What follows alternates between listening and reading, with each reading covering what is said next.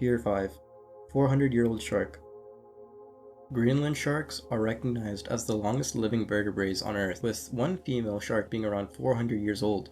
With the use of radiocarbon dating, scientists studied 28 of these creatures and discovered their remarkable longevity.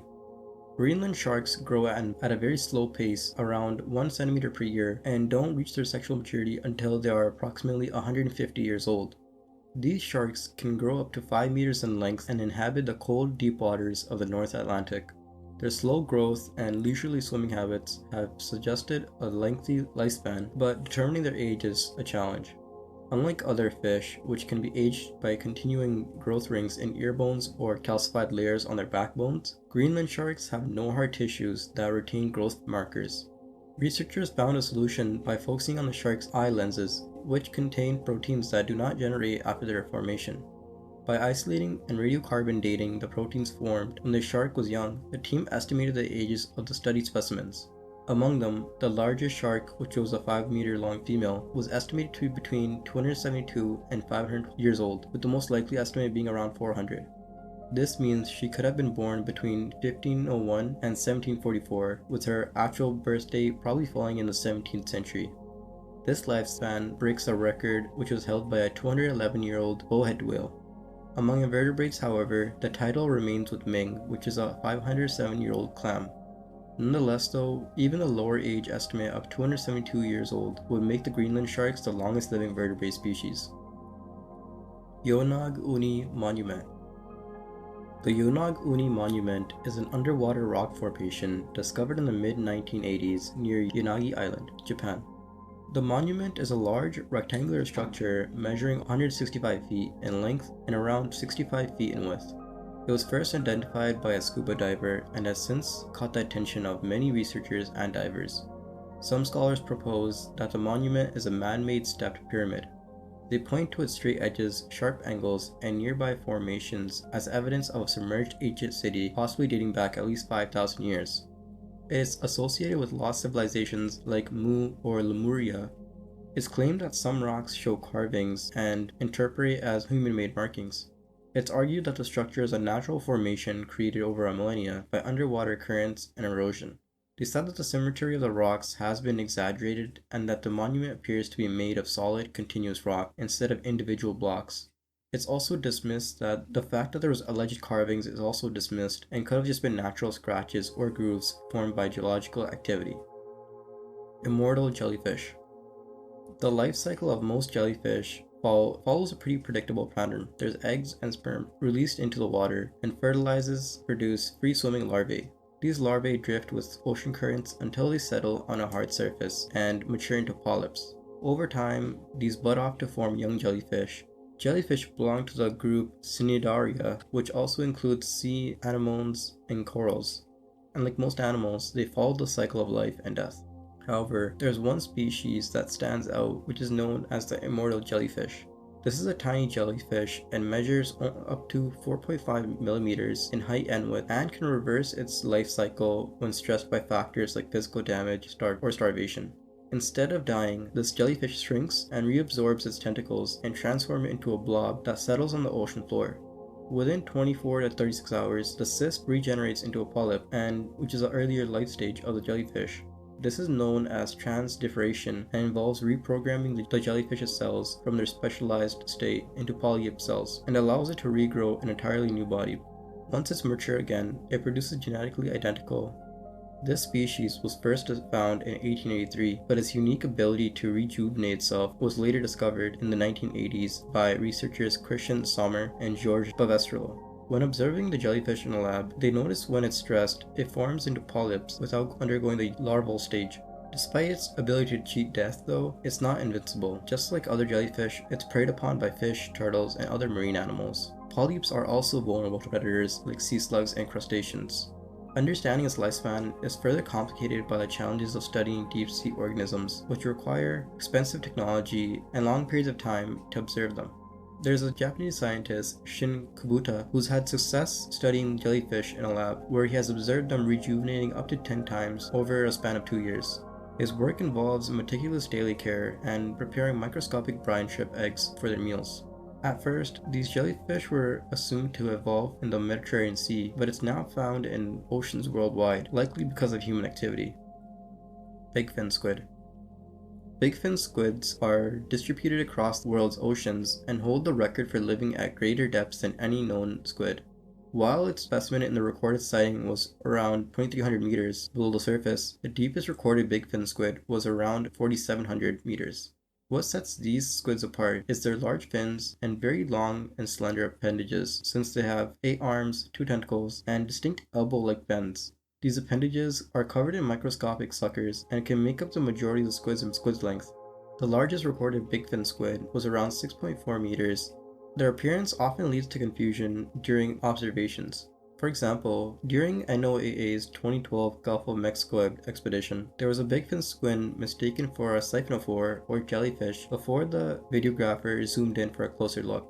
This led to the first recorded sighting of a bigfin squid by NOAA.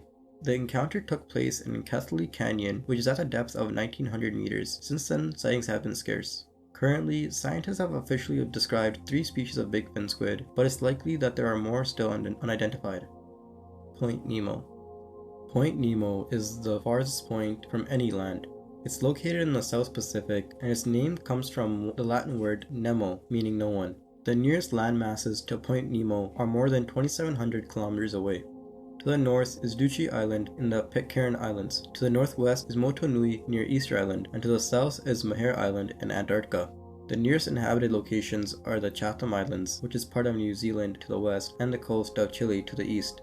The area surrounding Point Nemo is pretty big and covers around 22 million square kilometers, making it one of the most remote places on Earth.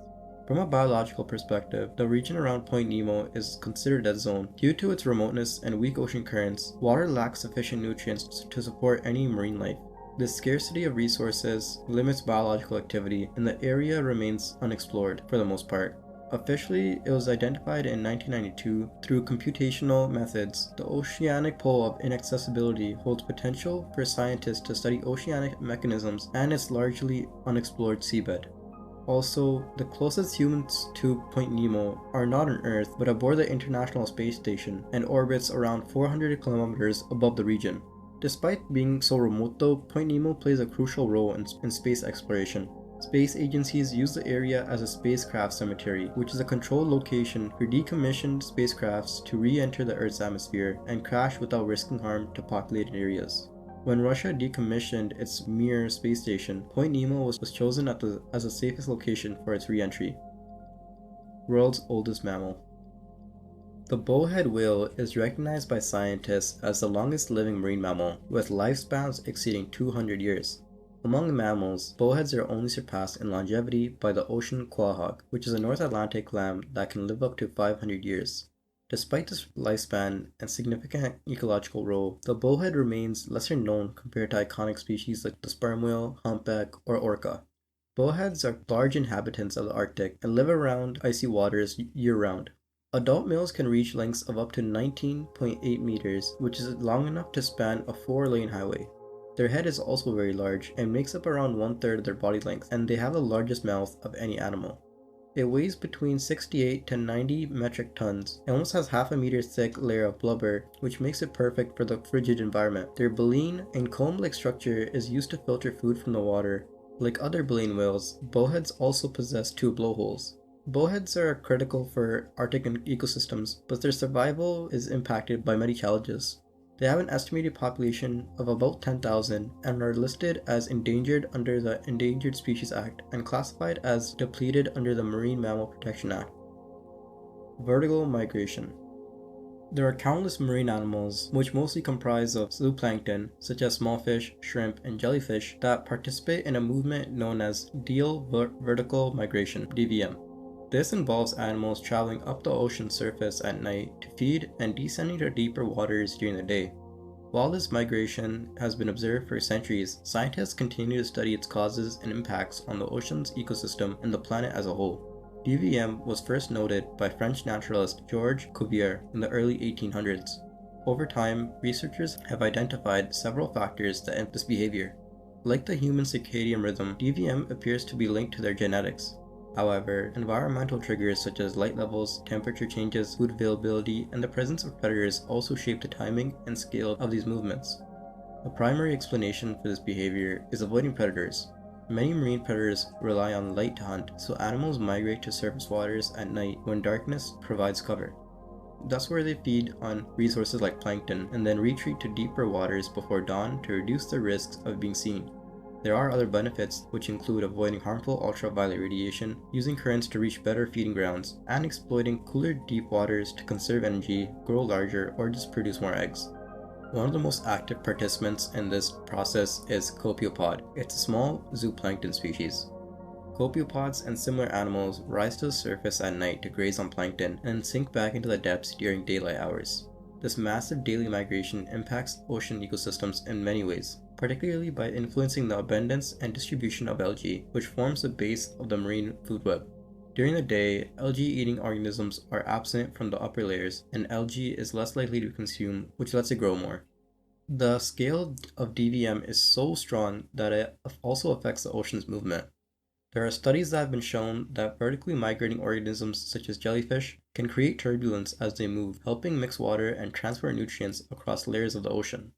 This redistribution of nutrients and particles supports the ecosystem in regions that might lack these resources.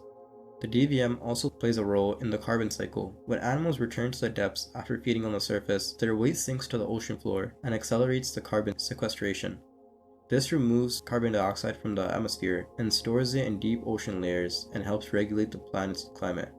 However though, the climate change alters ocean conditions, and the intensity and patterns of DVM might shift and potentially disrupt this vital process. Heracleion. The sunken city of Thonis Heracleion was once a thriving area of ancient Egypt and was the nation's largest port before being eclipsed by Alexandria, which was founded by Alexander the Great 7 kilometers away the Bay of Abukir. This city vanished beneath the waves because of a series of earthquakes and tidal waves that caused liquefaction, sinking large sections of the Nile Delta. It was lost for centuries, but rediscovered in 2000 by the European Institute for Underwater Archaeology, which was led by Frank Gaudio. Thonis Heracleion was a home to the Temple of Amun, where pharaohs participated in rituals and confirmed their divine authority. Gaudio's team uncovered artifacts from the temple which showed the city's wealth and spiritual importance. There were other finds like silver ritual instruments, gold, jewelry, and alabaster containers used for perfumes and ointments, which was all preserved within the temple's treasury. Excavations in the southern canal revealed massive stone blocks from the temple, which collapsed during a cataclysmic event in the mid-2nd century BCE. Beneath this temple, the team also discovered underground structures that were supported by well-preserved wooden beams.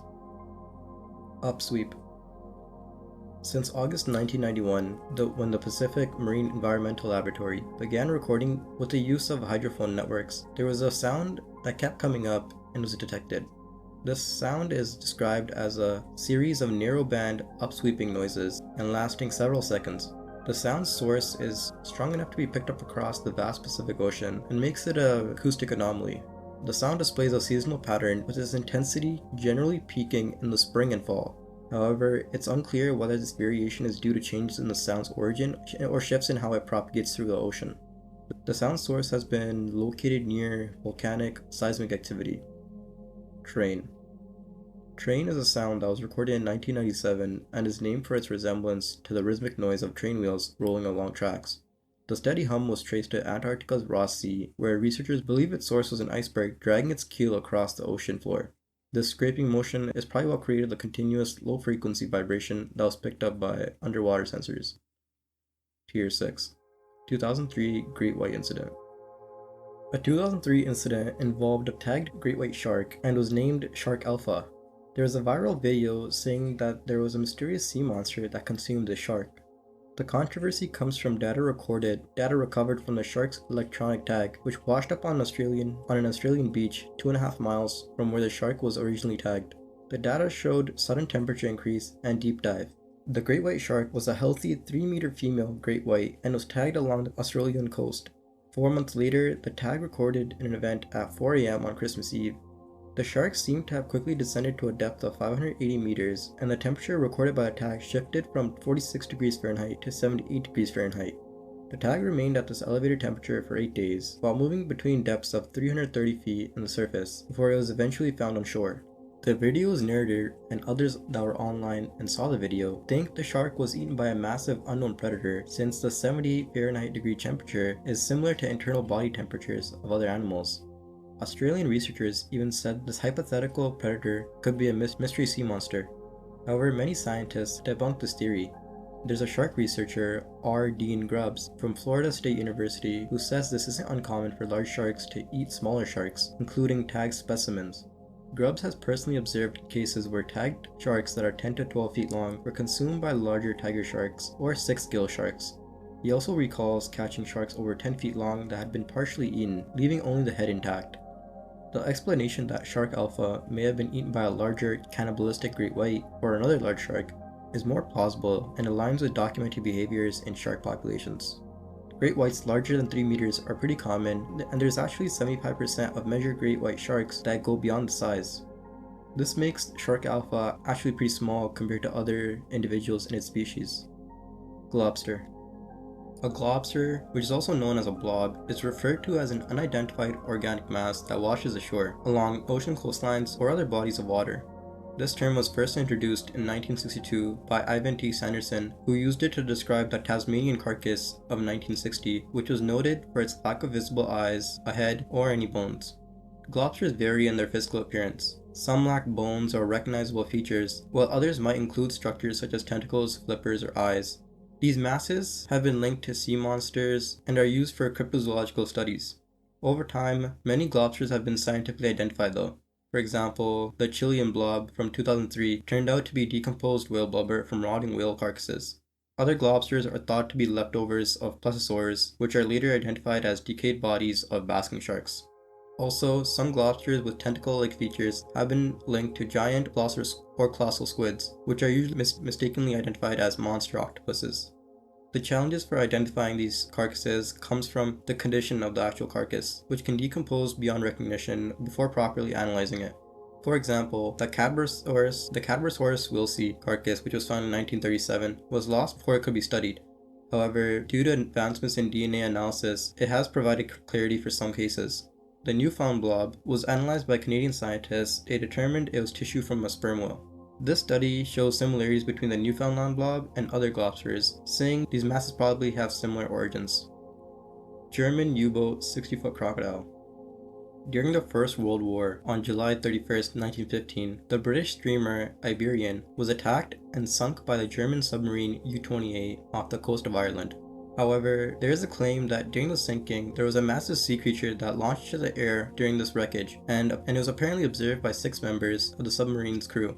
This story came up in 1933 when George Gunther Frere von Forstner, the U-boat's captain, stated the sighting in an article about the Loch Ness Monster, which was published in a German newspaper.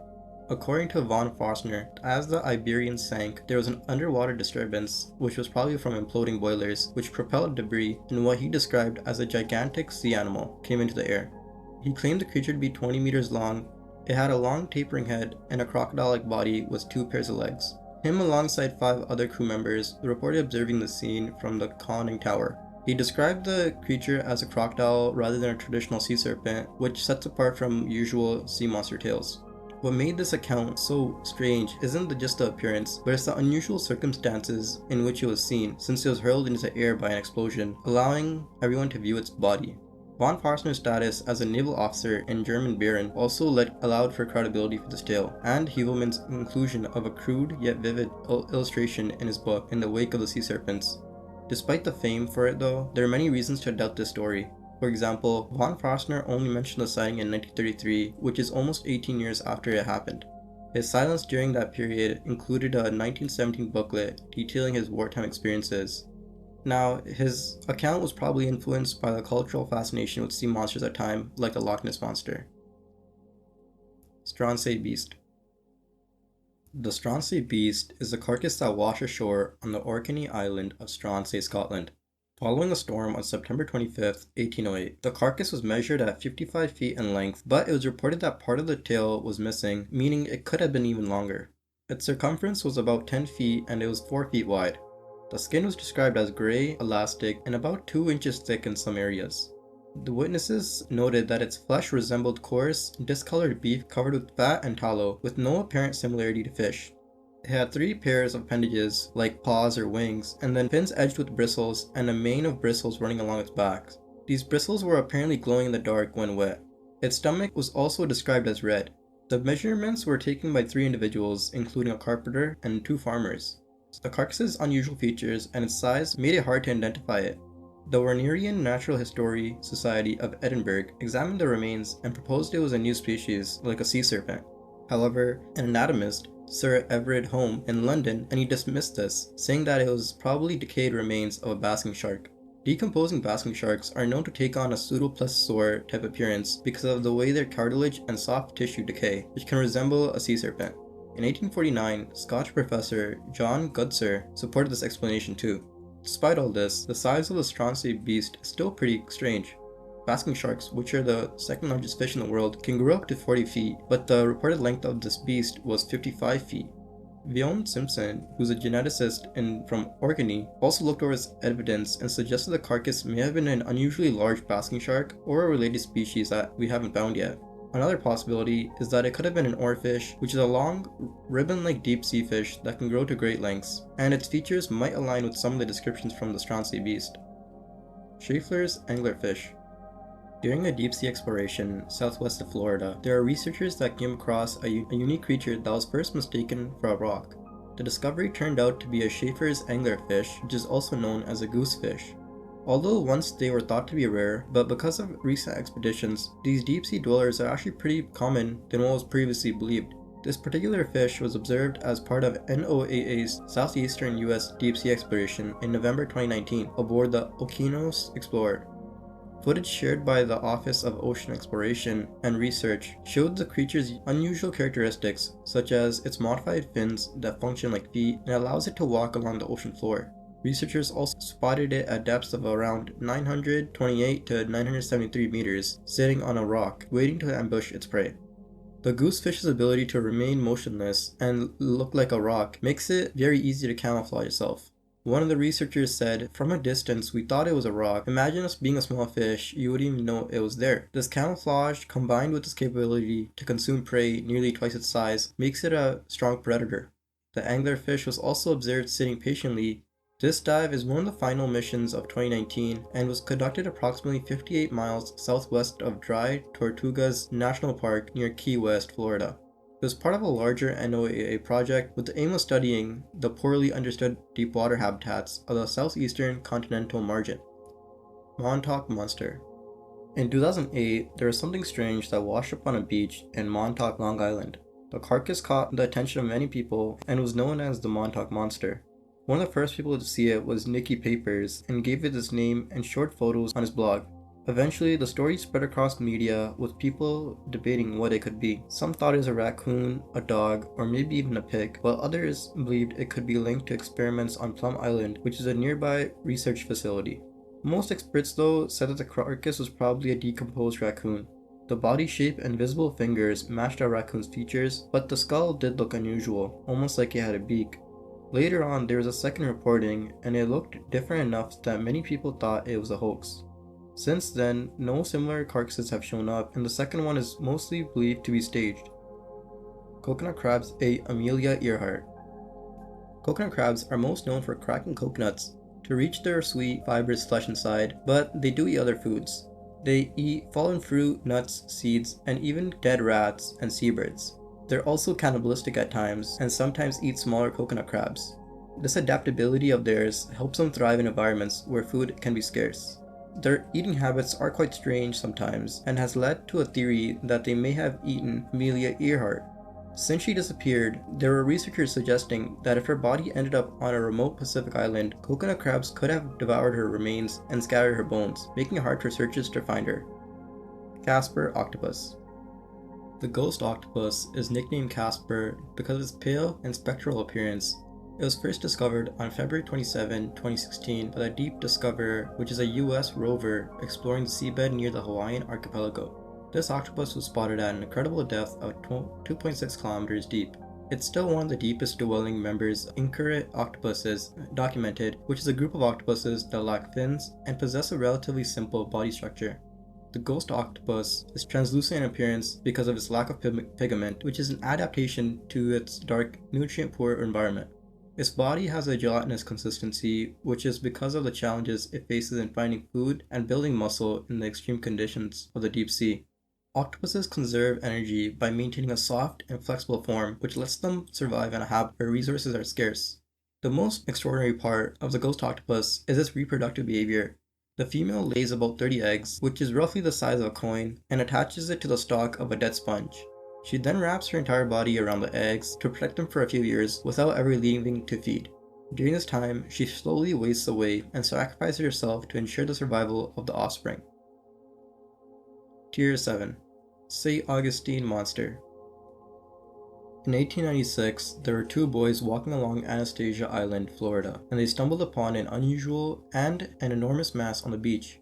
This blob was known as the St. Augustine Monster and was around 21 feet long and 7 feet wide, and estimated to be around 7 tons. The boys reported their find to Dr. DeWitt Webb, who was a physician and amateur naturalist, who was also the president of the St. Augustine Scientific Society. Webb organized a group of horses and men to haul the massive carcass above the high tide line. Once they secured a higher ground, the blob's size became even more apparent. Webb hypothesized that the remains belonged to a gigantic octopus.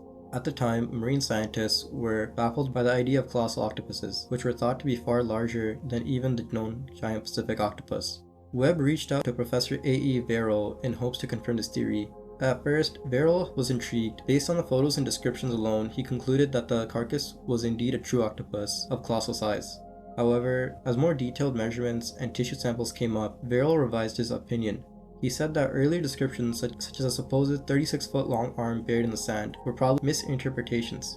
By April 1896, Verrill had published a retraction, saying that the mass was most likely the remains of a sperm whale with an abnormally large nose caused by a disease or age.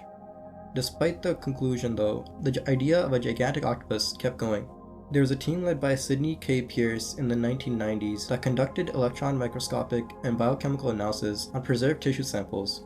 Their findings show that the carcass was composed of virtually pure collagen with no other structural characteristics of invertebrate collagen such as that found in octopus mantles. Instead, the material matched whale blubber, confirming that the St. Augustine monster was a decomposed mass of vertebrate tissue from a large whale. Phantom Island.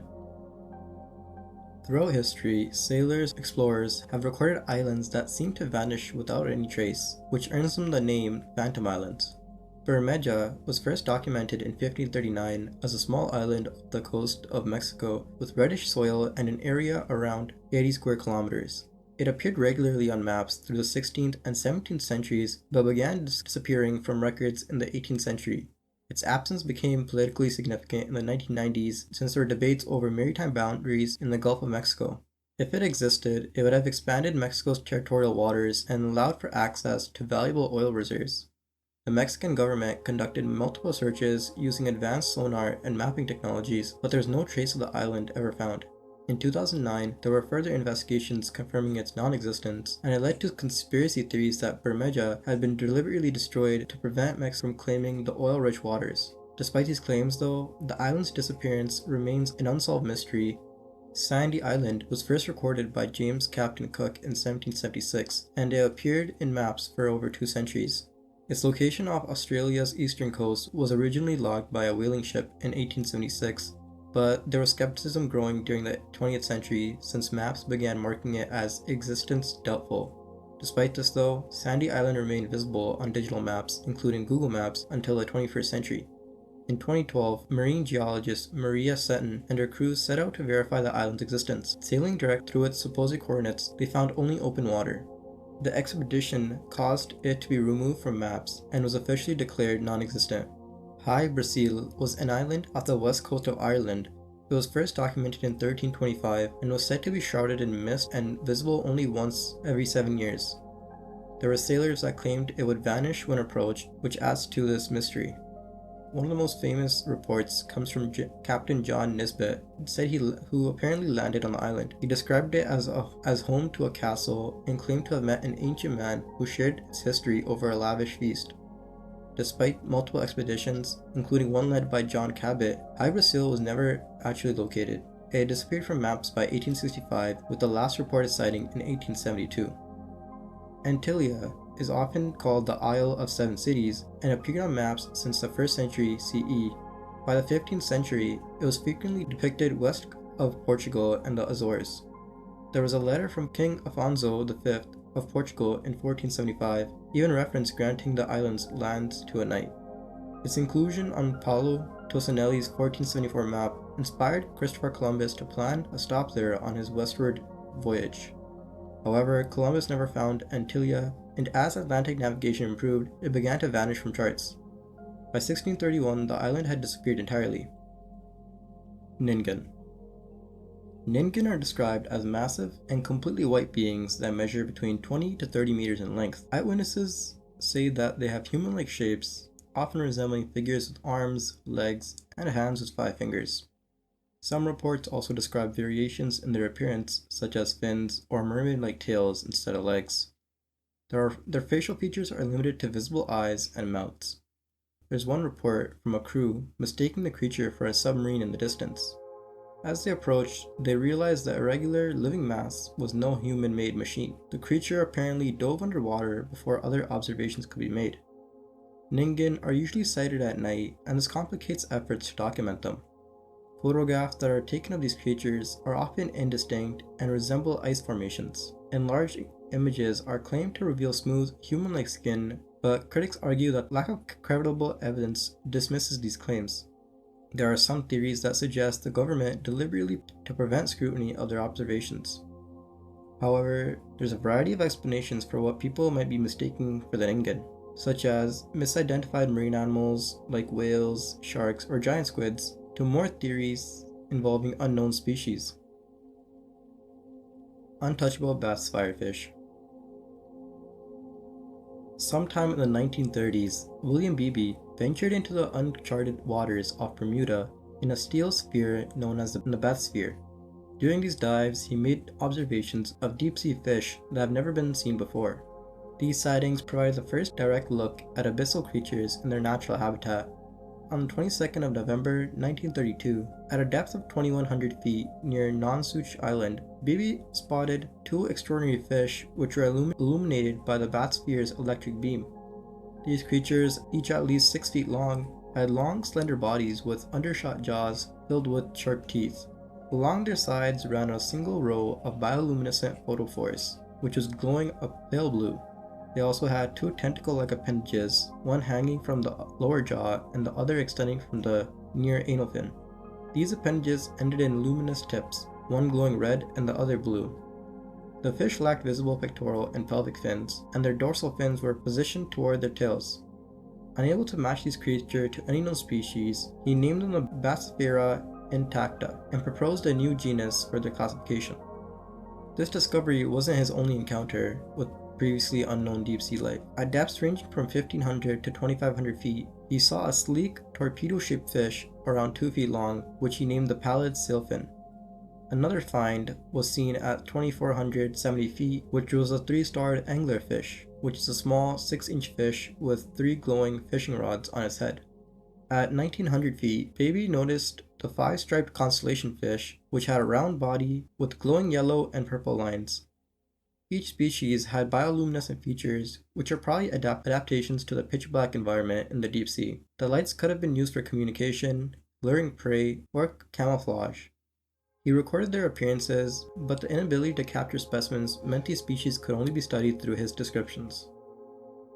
Forchan sea carpet. The black carpet resembles a massive interconnected cluster of organisms. Its origins as a concept are from internet forums, specifically 4chan, where it first appeared in 2020, and discussions related to the underwater sound known as a bloop. Though primarily a subject of 4chan green tech stories, the black carpet is still an obscure creature outside of niche online communities. The creature is described as resembling a sprawling, 1,000-foot-long connection of jet-black microorganisms with thin, thread-like feelers. Divers who have encountered it compare its size to that of the Portuguese man-o'-war, which is a colonial organism composed of specialized polyps. The black carpet is said to sustain itself by consuming dead animals on the seafloor and filtering plankton in a way that's similar to siphonophores. Its feelers are described as having the ability to paralyze living creatures, which can be either a defensive or predatory mechanism. There are theories surrounding the black carpet, such as early forms of life. The black carpet is linked to early forms of life that existed billions of years ago in Earth's ocean. Some think it could represent an evolutionary bridge between single-cell and multi-celled organisms, since its appearance looks like a network of microorganisms working in unison. Others, associated with the bloop, saying that the strange underwater sound could be produced by the carpet itself, as it could be a byproduct of movements or feeding. Flannan Isle Mystery. In December 1900, there was a mystery that began on the isolated Flannan Isles off the coast of Scotland. The transatlantic steamer Arctur was en route from Philadelphia to Leith and noticed on December 15 that the lighthouse on Flannan Isles was dark, which is a troubling sign at the time. Upon docking in Leith 3 days later, the crew reported the anomaly to the Northern Lighthouse Board. The board sent the relief ship Hesperus to investigate, which arrived on December 26. Captain Jim Harvey sounded the ship's horn and fired flares, hoping it would alert the lighthouse keepers, James Ducat, Thomas Marshall, and William MacArthur, but there was no response. Relief keeper Joseph Moore went ashore and ascended the steep 160 steps to the lighthouse. The scene he arrived in was eerie. The clock had stopped, and there was a meal on the table uneaten. There was a toppled chair and a canary. Returning to the Hesperus, Moore relayed his findings, making Harvey dispatch 2 more sailors to search along with him. As the search expanded, there were more peculiar pieces of information emerging. On the West Landing, there was evidence of a massive storm, despite reports of calmer seas at the time. There was a supply box that had been destroyed, with its contents scattered even though it was stored over 100 feet above sea. Bent railings, a dislodged railway track, and even a massive rock weighing over a ton had been shifted. Claw marks on the cliffs and patches of torn turf indicated the storm's force, yet there was still no sign of the keepers. The lighthouse superintendent, Robert Moorhead, arrived on December 29 to lead a formal investigation. Moorhead, who knew all 3 keepers personally, examined the scene and saw that oilskin was left behind, which is believed to belong to MacArthur. This led him to think that Marshall and Ducat ventured out to secure equipment during the storm. When they failed to return, MacArthur likely went out to find them, only to meet the same fate. While his report offered a plausible explanation that the men had been swept away by a massive wave while on the West Landing, it did little to reduce speculation by the public. There were still other theories emerging. Some think that they had fallen victim to a sea serpent or been whisked away by a ghost ship. Others think they fled the island to escape depths or were even abducted by foreign spies. There was a fabricated logbook that described bizarre behavior by the keepers in these days, leading up to their disappearances, and included mentions of a violent storm, prayers, and even emotional breakdowns. However, this logbook was later debunked as a hoax. There are other theories based on MacArthur, since he was known for his hot temper and might have broken out a fatal fight, potentially leading all 3 men to fall from the cliffs. Similarly, it's also proposed that MacArthur killed the others before taking his own life. However, the most widely accepted explanation, the storm's force took all 3 lives as they attempted to the lighthouse equipment. Soya. During the second Japanese Antarctic research expedition, the crew of the research ship Soya saw a strange sea creature on February 13, 1958. This occurred near the Flatware Islands in Lutzelholm Bay, Antarctica. The ship's captain, Matsumo Mitsuri, wrote about the incident in his 1959 book, Nankyoko Yusuki. He described how the event occurred around 7 p.m. as the Soya was being towed through thick ice by the icebreaker USCGC Burton Island. Matsumoto, along with other officers on the bridge, noticed a dark shape rising out of the water. It was too large to be a seal, but that's what one of the officers thought. Another thought it might be a drum discarded by the burnt island, but as the shape moved toward the Soya, it became clear it was something alive. The sighting caused a commotion among the crew. One engineer rushed to get a camera, but returned too late since the creature had already disappeared. Despite the brief encounter, all the officers on deck said they actually saw it. One even managed to get a closer look using binoculars and provided details about its appearance. According to Matsumoto, the creature had a head similar to a cow, around 80 centimeters wide, 80 centimeters long, with a rounded skull and a monkey-like face. Its large eyes and pointy ears gave it a distinct look. The animal's body was apparently covered in dark brown fur, around 10 centimeters long, which seemed to cover its entire body. Another crew member mentioned that the creature had a line of saw-like fins running vertically along its back. 1997 Whistle Sound. The sound, known as whistle, was captured in July 1997 and is like a high-pitched hiss of a boiling kettle. What makes it intriguing is that it was detected by only one hydrophone, leaving its exact source a mystery. Some researchers suggest it might have come from erupting underwater volcanoes have been recorded. If this is correct, the whistle sound could be a result of a volcanic activity beneath the ocean. If this theory is correct, the whistle could be a result of volcanic activity beneath the ocean rather than icy movements like those behind sounds such as Julie. Tier 4. Eltanin Antenna. In 1964, a deep-sea research mission aboard the USNS Eltanin saw an intriguing image of an object resting on the ocean floor at a depth of 3,900 meters. The photograph revealed a peculiar structure with upright features and angular shapes that resembled a crafted antenna. The unusual appearance of the object led some to think it was evidence of an advanced and maybe even extraterrestrial artifact. The object was eventually identified 7 years later as a species of carnivorous sponge. This sponge was first documented in 1888 and has a branching structure that can appear geometric under certain lighting conditions. The mystery of the Eltanin antenna led to a project titled In Search of the Eltanin Antenna, which explored the human tendency to construct elaborate narratives around the unexplained phenomena. As part of the project, an artist attempted to rediscover the antenna through unconventional means. This included outdated underwater photography equipment to explore the waters of Nova Scotia's St. Margaret's Bay. Despite capturing grainy and shadow-filled images, there's no evidence of the antenna that emerged. The faint outlines in some photographs, though, were left open to interpretation. The search went beyond the ocean floor, too.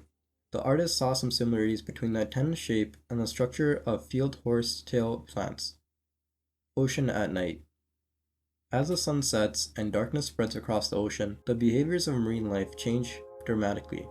Many underwater creatures depend on the cover of night to evade predators, while some synchronize their reproductive cycles with the moon's light.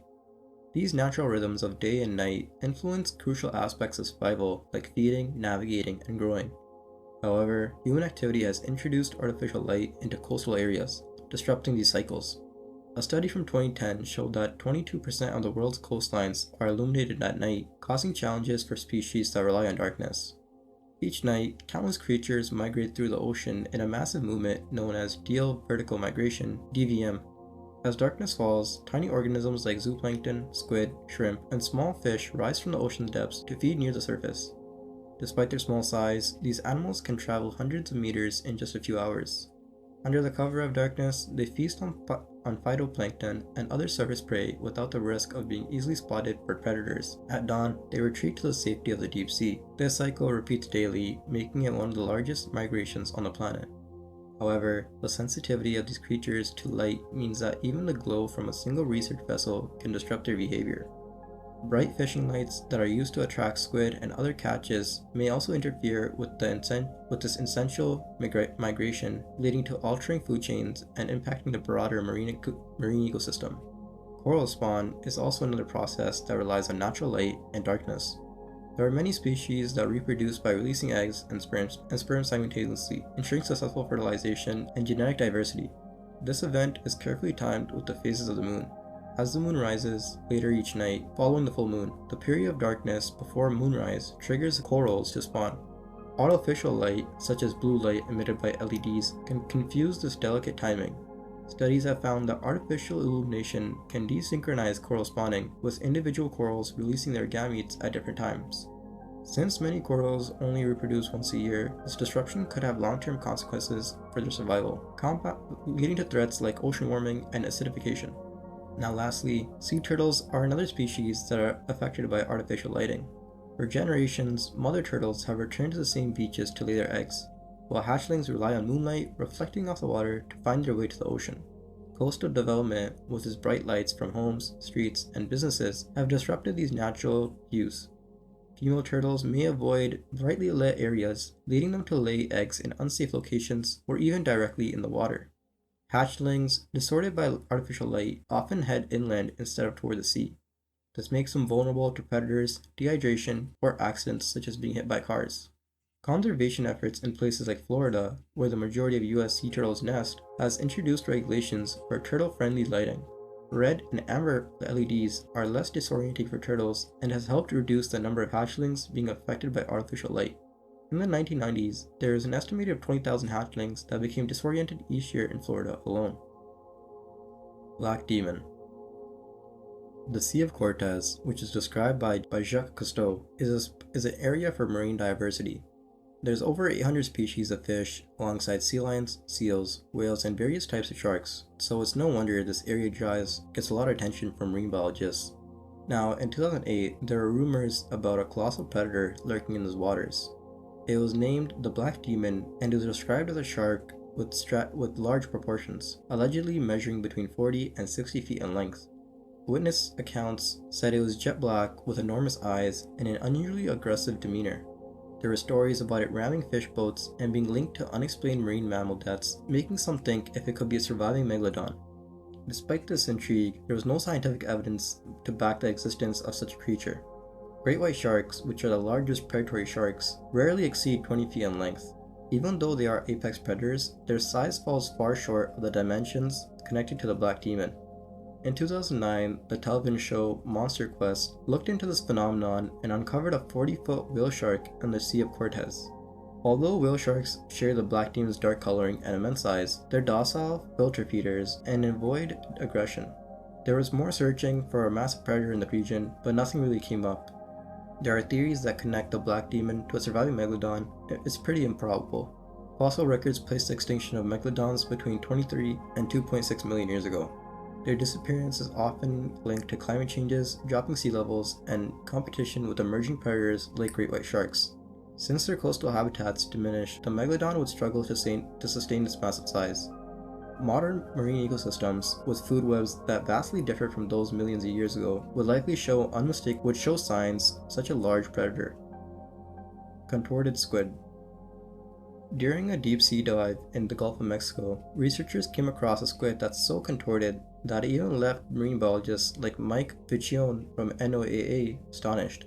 When it was spotted, its pose was so weird that Vicione described it as the most bizarre squid I've ever seen. The sighting happened as part of the Okeanos Explorer mission, which focused on deep sea habitats.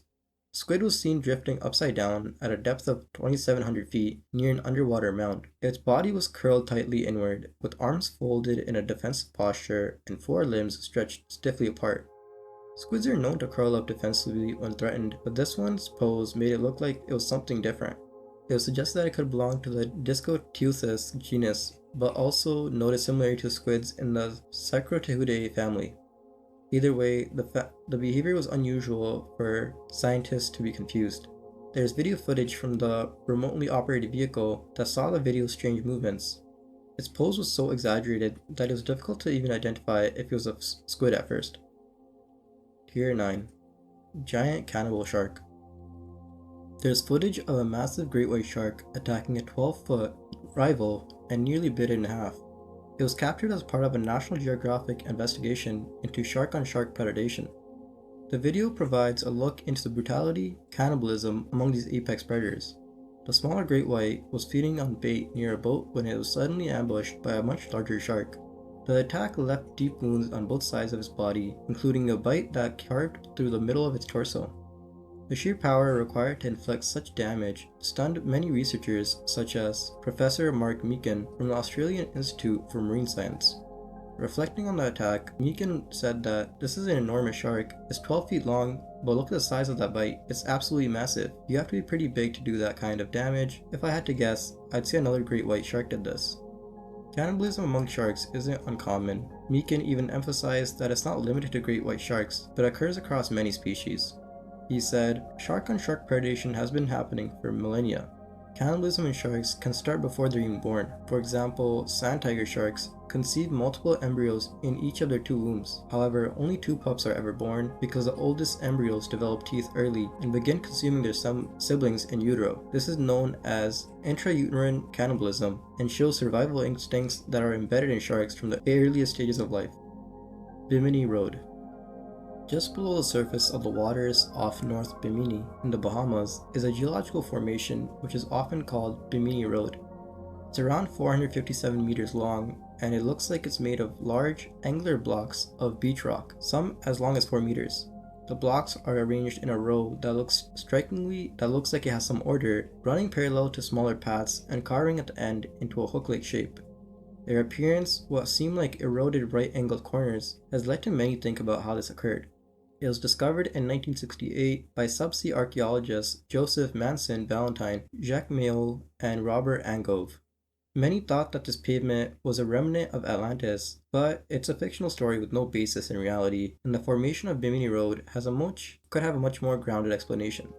The beach rock that makes up this road is a natural formation. The rock began as a larger, solid sheet of sedimentary material, which eventually fractured into the block-like shapes we now know today due to erosion. Beach rock itself forms quickly and is cemented from a mix of materials like mud pellets, sand, and shell fragments. Shell fragments and benthic foraminifera and algae. The limestone layer beneath Bimini Road is combined with rising sea levels during the Holocene, and the gradual erosion of the sand underneath caused the formation to settle and become submerged, causing this distinctive appearance. Radiocarbon dating in 1978 by the University of Miami's Department of Geology found that the beach rock to be around 2,000 years old.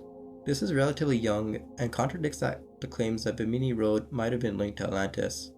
Later on, there was a flawed study in 1980 that tried to use uranium-thorium dating to suggest the rocks were 15,000 years old. However, these findings were discredited because of issues with samples, such as partial recrystallization, which made the calculations unreliable. If you guys like this video, make sure to comment, like, and subscribe.